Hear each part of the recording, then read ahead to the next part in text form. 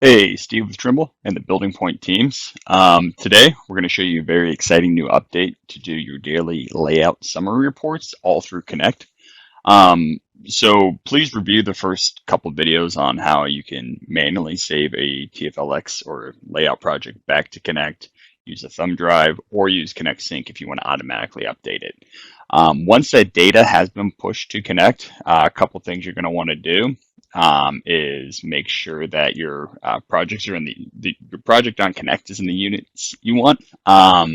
Here you can see down in the settings, I can set this to feet inches. I can do metric or US survey feet. The settings you have on Field Link it'll transfer back the measurement data, but not necessarily the units. So you want to make sure that's kind of how you like to view it.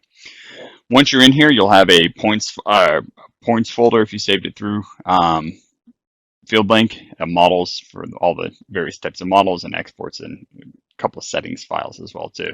Most of your points are going to be inside that points folder. And then if I click to view, you're going to see these are actually the two files I had automatically merged together before, and then pushed back up for layout from two different guns.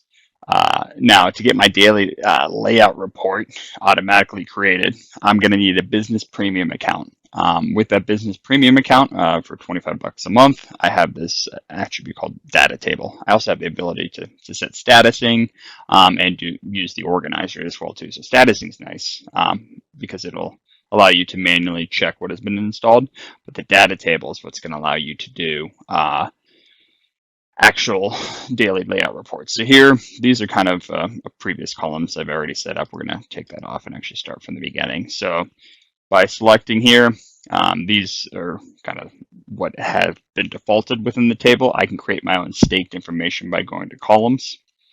And then I can find what has been staked by just bringing that one in. Usually I like to actually drop it up here.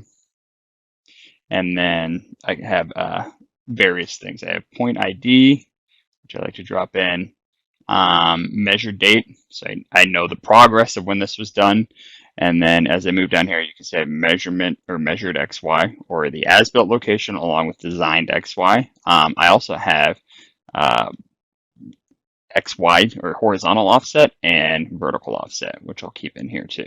So those are usually the two most important. I also like to throw in kind of the standard XY as well too. Bring these in, put these at the bottom. Deviation X, deviation Y, measured X, Y, Z. And you can see how I'm doing this. I like to kind of bring it over and then realign it as I like it, rather than spend all my time trying to do that up front. So here, this will create a table. Now, one thing I want to do is name this. And why this is important is when I save this as, I can actually save it under the project and allow other people who are invited to the project who are also on this Connect project to share and view this. I can then edit it later. So next time I come back into Connect, this data table will already be saved like this, how I like it. And I can just click to open to view it. Again, if that data is synced to come back, I will have a kind of a daily update of what's been done. I can even group it by date as well too. So here on the side, you're going to actually see the do not sum values. And when actually this is being summed, keep those on. And so that's just going to sum all the values coming up. I'm going to turn off the other ones though, so I can see where my deviation is coming from. So once I'm done with that, I click save one more time and click OK. And you can see the TFLX file is selected. So all these points are selected, and then I have some control and designed. And then I have my measured offset. So this is the sum of all those points. And if I open these up, you can start to see 9 out of 13 of these points have been laid out. So they have deviations. And if I come through here, you can actually look at those as well too. Now, one thing I did kind of mess up that I'm going to change very quickly is I don't like ID. I actually want point name because ID looks to be like the good ID. So coming back down here, you can see here are my points with the different names, measured date, as well as offset. and horizontal versus vertical. And you can see coming through here, most of these points are actually in the right spot besides this 1.101, and I can select in 3D. That's that point. It was offset in 3 inches, which if you can look behind me, is probably just the molding. I took a measurement to the below the molding when it should have been above it.